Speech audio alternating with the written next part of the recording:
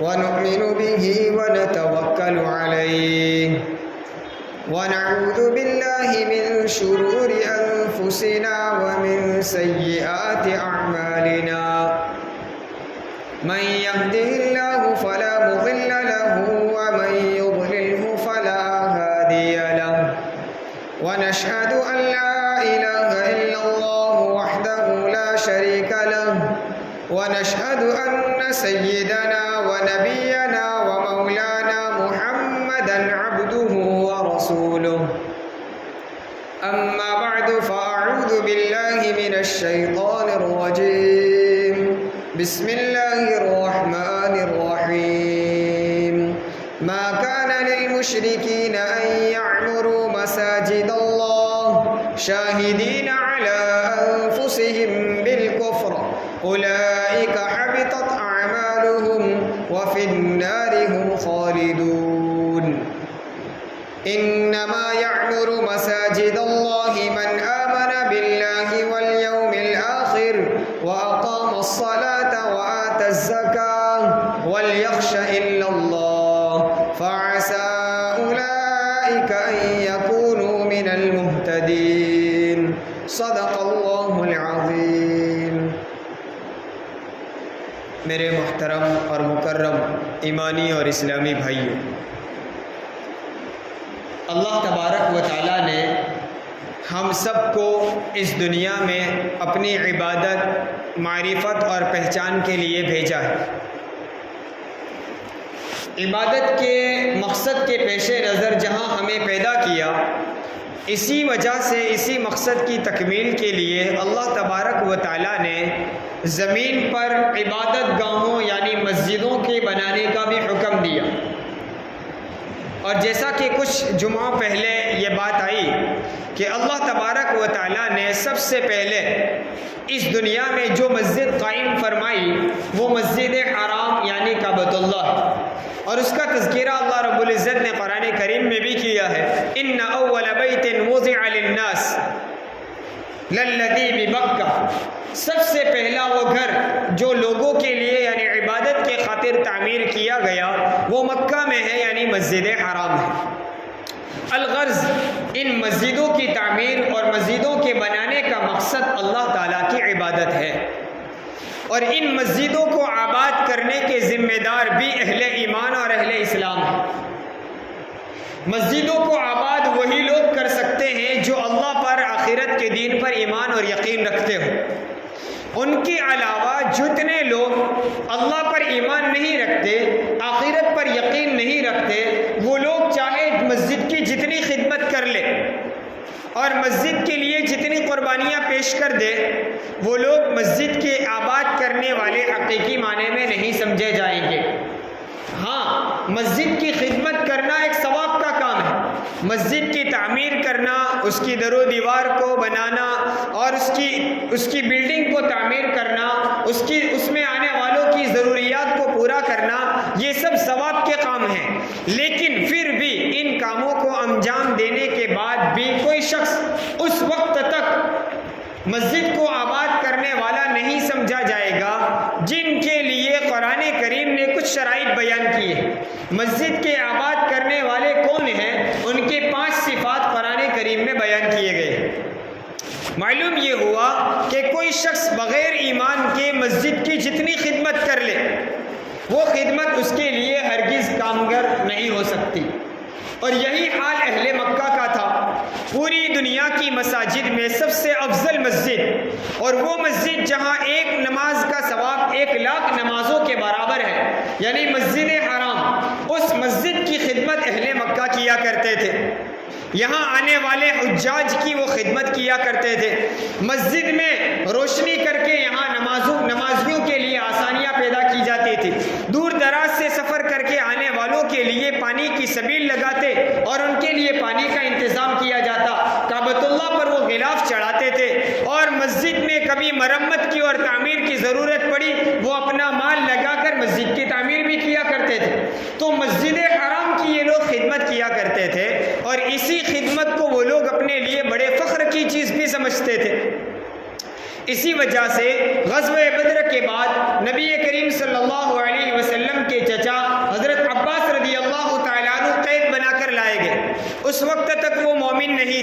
اسلام قبول نہیں کیا تھا، دائرہ ایمان میں نہیں آئے تھے،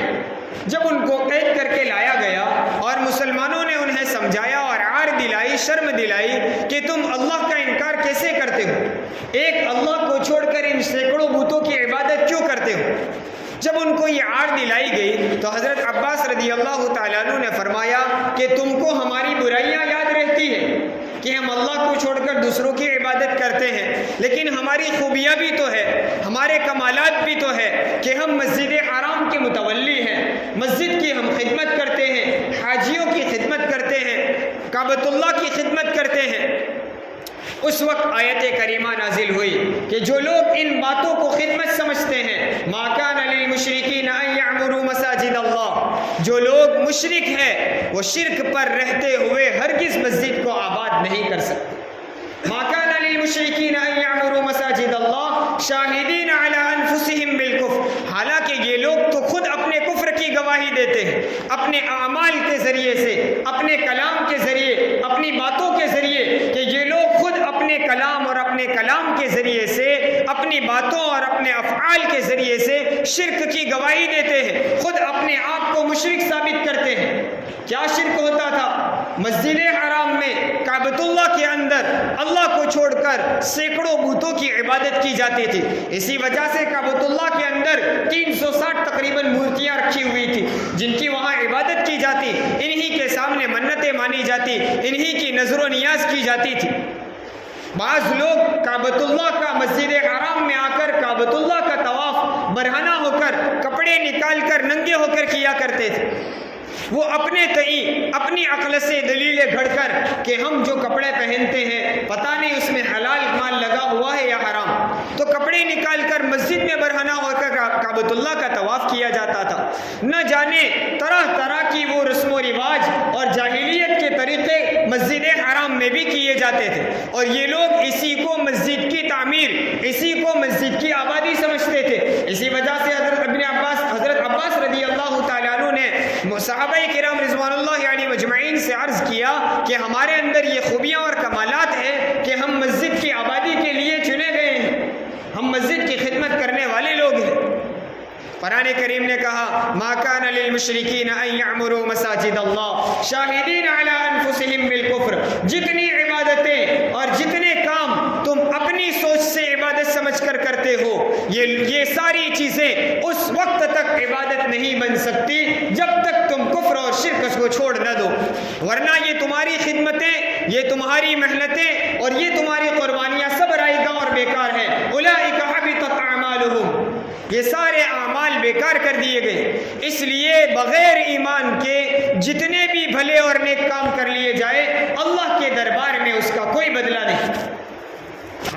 تمہارا حال کیا ہوگا کہ بغیر ایمان کے اگر اس دنیا سے رخصت ہو گئے، وَفِي النَّارِ هُمْ خَالِدُونَ، جہنم میں ڈالے جاؤ گے اور اس جہنم میں ہمیشہ ہمیشہ رہنا پڑے گا۔ تو خلاصہ یہ ہوا کہ جتنی مسجد کی تم خدمت کرتے ہو، یہ تمہاری خدمت کوئی کام نہیں آ سکتی، تمہارے کفر اور تمہارے شرک کی وجہ سے، اللہ کے ساتھ غیر اللہ کو شریک کرنے کی وجہ سے اور جاہلیت کی رسم و رواج پر چلنے کی وجہ سے تمہارے یہ سارے اعمال بیکار کر دیے، اللہ کے دربار میں اس کا کوئی بدلہ نہیں۔ تو پھر مسجد کو آباد کرنے والے کون لوگ ہیں؟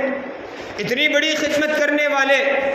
سرزمین پر سب سے عظیم الشان مسجد حرام کی خدمت کرنے والوں کو کہا جا رہا ہے تمہارا کوئی ثواب نہیں، حاجیوں کی خدمت کرنے پر تمہیں کوئی آخرت میں بدلہ نہیں ملے گا، تو آخر مسجد کی عبادت کرنے والے کون؟ قرآن کریم نے کہا انما یعمر مساجد اللہ من آمن باللہ والیوم الآخر واقام الصلاة وآت الزکاة ولیخش الا اللہ۔ 5 صفات بیان فرمائے۔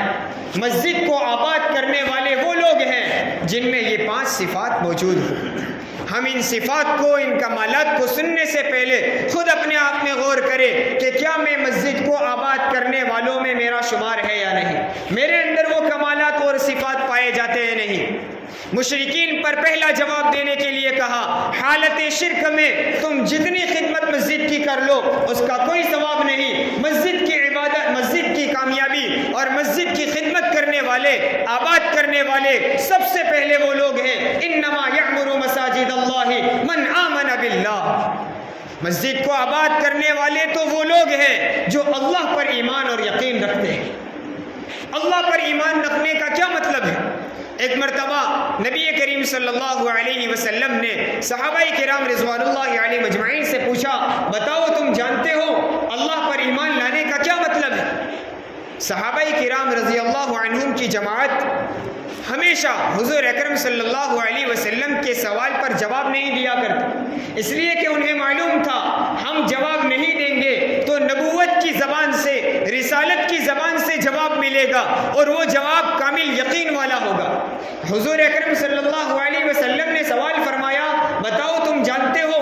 اللہ پر ایمان لانے کا کیا مطلب ہے؟ صحابہ کرام رضوان اللہ علیہ مجمعین نے فرمایا، اللہ و رسولہ اعلم، اللہ اور اس کا رسول زیادہ جانتا ہے، ہمیں نہیں پتا، ہمیں کیا معلوم کہ اللہ کے رسول آپ ہی بتا دیجئے اللہ پر ایمان لانا کس کو کہتے ہیں؟ حضور اکرم صلی اللہ علیہ وسلم نے فرمایا، اللہ پر ایمان لانے کا مطلب یہ ہے کہ سچے دل سے اس بات کی گواہی دے کہ اللہ تعالیٰ ہی عبادت کے لائق ہے، اور اس بات کی بھی گواہی دے کہ محمد صلی اللہ علیہ وسلم اللہ کے بندے اور رسول ہے، جس کو ہم اشہد ان لا الہ الا اللہ و اشہد ان محمد رسول اللہ کے کلمات کے ساتھ ادا کرتے ہیں۔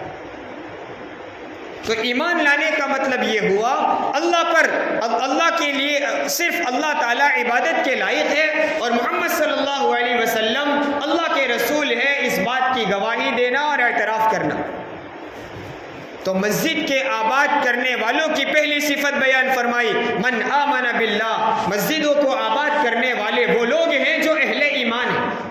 اس سے سارے مشرک اور کفار تو نکل گئے، اللہ تعالیٰ کے فضل سے اللہ نے ہمیں ایمان کی دولت عطا فرمائی ہے۔ ایک صفت ہم میں موجود ہے کہ ہم، اللہ تعالیٰ گویا فرماتے، اے ایمان والو تم اس بات کے لائق ہو کہ تم مسجدوں میں آمد و رفت رکھو، تم مسجد سے تعلق رکھو اور تم مسجد کو آباد کرنے والو ہو، تم کو میں نے چنا ہے اپنے گھروں کی آبادی کے لیے۔ پہلی صفت من آمن باللہ، پھر فرمایا والیوم الآخر، مسجدوں کو آباد کرنے والے وہ لوگ ہیں جو آخرت کے دین پر یقین رکھتے ہیں، قیامت کے دین پر یقین رکھتے ہیں۔ ان کی زبان سے قیامت اور آخرت کے متعلق شک و شبہات والے الفاظ نہیں نکلتے کہ کس نے دیکھا ہے آخرت قائم ہوگی، کسے پتا ہے سوال جواب ہوگا، کسے معلوم ہے کہ جنت و جہنم ہوگی یا نہیں۔ اس طرح کے الفاظ کفریہ کلمات، ان طرح کے الفاظ سے بہت سی مرتبہ مومن ایمان سے نکل جاتا ہے۔ ہمارا یقین ہے اور ہم سچے دل سے اس بات کو مانتے ہیں کہ ہمارے مرنے کے بعد دوبارہ ہمیں زندہ کیا جائے گا، بلکہ پوری کائنات کو فنا کر کے دوبارہ اللہ تعالیٰ ساری مخلوقات کو پیدا کرے گا، انسانوں کا حساب کتاب ہوگا اور ان کے اچھے برے اعمال کے مطابق ان کو بدلے دیے جائیں گے، اسی کو قیامت اور آخرت کہا جاتا ہے۔ اللہ رب العزت فرماتے ہیں مسجدوں کو آباد کرنے والے وہ لوگ ہیں جو اللہ پر ایمان اور یقین رکھتے ہو اور قیامت اور آخرت پر یقین رکھتے ہو، قیامت کے متعلق کوئی شک نہ رکھتے ہو، اس کا انکار نہ کرتے ہو۔ یہ دو صفات بھی بفضلہ تعالی ہم سب میں موجود ہیں۔ ہم اللہ پر یقین رکھتے ہیں اور ہم آخرت پر بھی یقین رکھتے ہیں، لیکن آگے کی بات سوچنے کی بات ہے۔ قرآن کریم نے کہا انما یعمر مساجد اللہ من آمن باللہ والیوم الآخر واقام الصلاۃ، مسجدوں کو آباد کرنے والے وہ لوگ ہیں جو اللہ پر ایمان اور یقین رکھتے ہیں۔ دوسری صفت جو آخرت پر اور قیامت پر یقین رکھتے ہیں، نیز مسجدوں کو آباد کرنے والوں کے لیے ضروری ہے وہ نماز کی پابندی کرنے والے ہو۔ قرآن نے یہ نہیں کہا کہ جو نماز پڑھتے ہو یا وقت مل گیا تب نماز پڑھتے ہو، نماز کی پابندی کرنے والے وہ لوگ ہیں جو کہہ سکتے ہیں ہم مسجدوں کو آباد کرنے والے ہیں، ورنہ مسجد پر مال لگانے والے اہل مکہ بھی تھے۔ حاجیوں کو پانی پلانا یہ اہل مکہ اور مشرکین مکہ نے یہ بڑی خدمت کی ہے، مسجد کی مرمت کرانا، بلکہ باقاعدہ کعبۃ اللہ کی دیواریں جب کمزور ہو گئی، حضور اکرم صلی اللہ علیہ وسلم کی نبوت سے 5 سال پہلے جب حضور کی عمر شریف 35 سال کی تھی، کعبۃ اللہ کی دیواریں کمزور ہو گئی، مشرکین مکہ نے اپنا مال جمع کروایا اور اسرینوں کعبۃ اللہ کی تعمیر کروائی۔ بہت بڑی خدمت تھی، ایک عام مسجد کی تعمیر کروا دینا بھی بہت بڑے ثواب کا کام ہے، تو مسجد حرام اور کعبۃ اللہ کی تعمیر میں اپنا روپیہ لگانا بہت بڑے ثواب کا کام تھا، لیکن قرآن نے کہا تمہارا یہ کام بالکل آخرت میں کام نہیں جب تک تمہارے دل میں ایمان نہ ہو۔ پہلی شرط مسجد کی آبادی کے لیے دل میں اللہ کا یقین، آخرت کا یقین اور نماز کی پابندی کرنے والے۔ مسجد کی جتنی ضروریات ہیں ان ضروریات کو اپنی جان اور اپنے مال سے پورا کرنا بہت بڑے ثواب کا کام اور سعادت کی بات ہے، لیکن پھر بھی وہ شخص اس وقت تک مسجد کی آباد کرنے والوں میں شامل نہیں ہو سکتا جب تک وہ نماز کا پابند نہ ہو، اس لیے کہ مسجدوں کی تعمیر کا مقصد نماز کی عبادت ہے۔ سب سے اولین اور سب سے پہلا مقصد یہ ہے کہ اس مسجد سے جڑے ہوئے تمام لوگ باجماعت مسجد میں آ کر نماز ادا کریں، ورنہ تعمیر کر لی گئی، بلڈنگ بنا دی گئی اور پھر اپنے اپنے کام، اپنے اپنے کاروبار اور دنیا کے پیچھے ہم لگے رہیں تو اس مسجد کی تعمیر کا مقصد کیا؟ اللہ رب العزت نے خوبصورت نظام بنایا ہے کہ یہاں آ کر لوگ مل جل کر ایک صف میں کھڑے ہو کر نماز ادا کریں۔ تو جہاں مسجد کے آباد کرنے والوں کی صفات بیان فرمائے ہیں تو اللہ اور آخرت پر یقین رکھنے کو اول پہلے فرمایا، یعنی اس کا دل اللہ کو ماننے والا ہو۔ پھر فرمایا اقام الصلاۃ، نماز کو قائم کرتا ہو، یعنی دل سے تو اللہ پر یقین، آخرت پر یقین ہو، پھر نماز کے ذریعے اپنے اعضاء اور اپنے ہاتھ پیر کو بھی اللہ کی عبادت میں لگائے۔ دل کی عبادت بھی ضروری اور جسم کی عبادت بھی ضروری۔ آگے فرمایا وآت الزکاۃ، اور مسجد کو آباد کرنے والے وہ لوگ ہیں جو زکوٰۃ کو پابندی سے ادا کرنے والے ہو،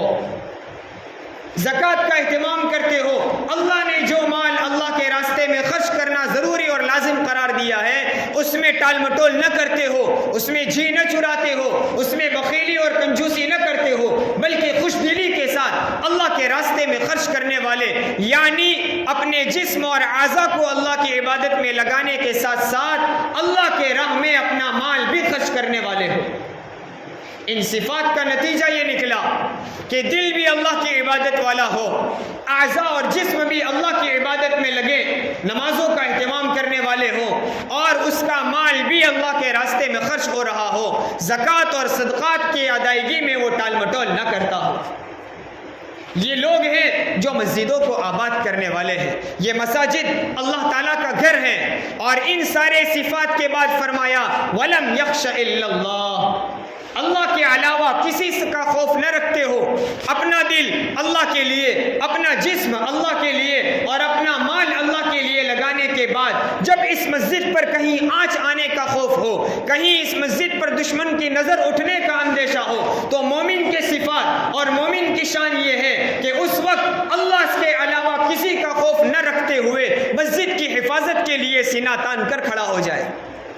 یہ مسجد کی آباد کرنے والوں کے صفات ہے وَلَمْ يَخْشَ إِلَّا اللَّهِ، اس کی حفاظت کے لیے کسی کا خوف نہ ہو۔ یہ اللہ کا گھر ہے، اللہ کے گھر کی حفاظت کرنے والوں کو اللہ کبھی ضائع نہیں کرے گا۔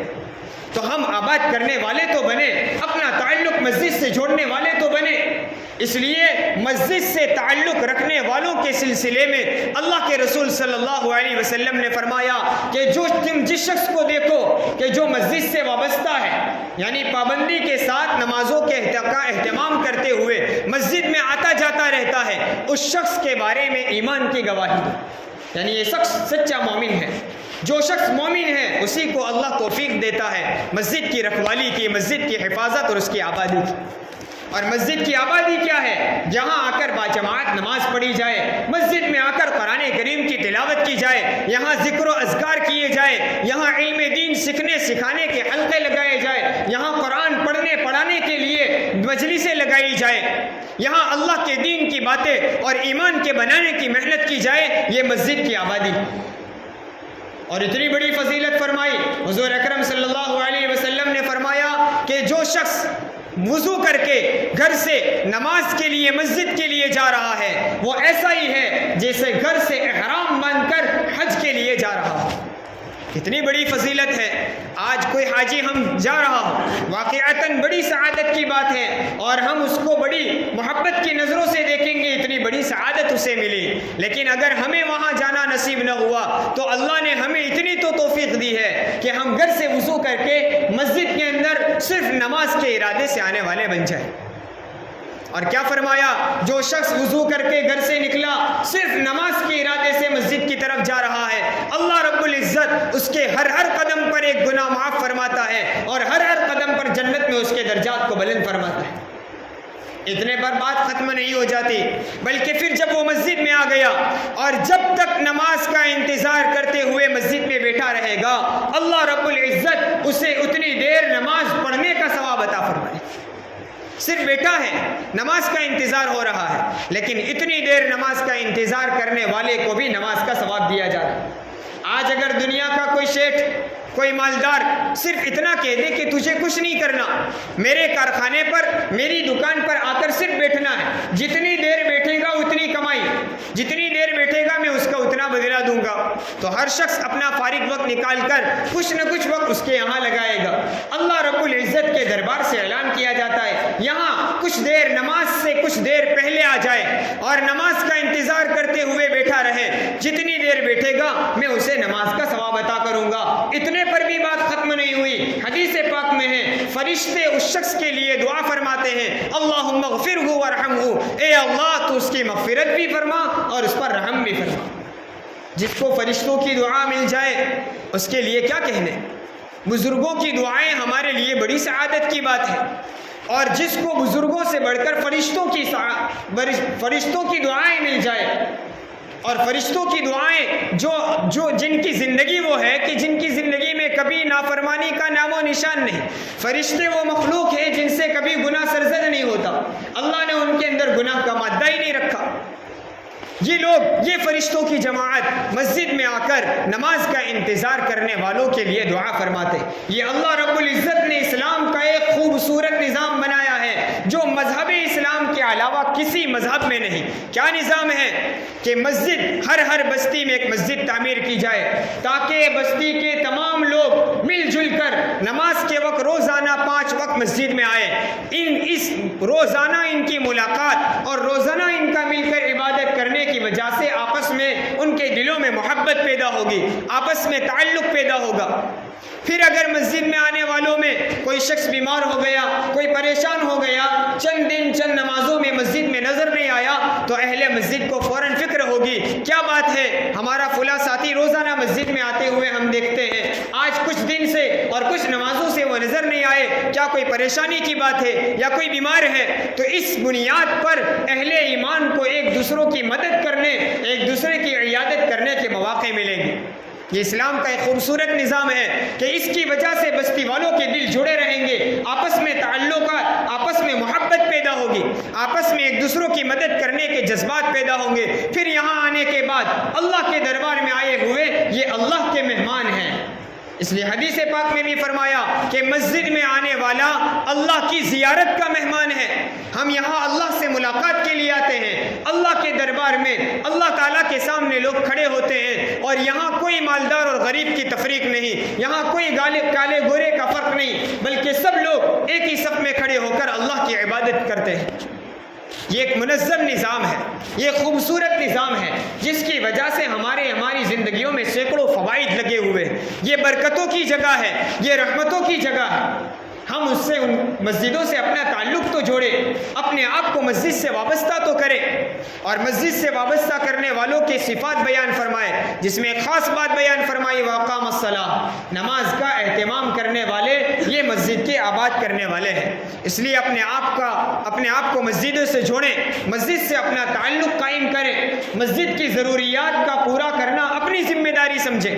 لیکن صرف ضروریات پوری کر دینا کافی نہیں، مسجد کی حقیقی آبادی، یہاں عبادت کرنا، نمازیں پڑھنا، تلاوت کرنا، ذکر و اذکار کرنا، دین کے مجلسیں لگانا، قرآن کے حلقے لگانا، دین سیکھنے اور سکھانے کے حلقے لگانا، یہ مسجد کی حقیقی آبادی ہے۔ اللہ تبارک و تعالیٰ اپنے گھروں سے، مسجدوں سے ہمیں حقیقی وابستگی عطا فرمائے، سچا تعلق اور محبت عطا فرمائے۔ آمین۔ وآخر دعوانا الحمدللہ رب العالمین۔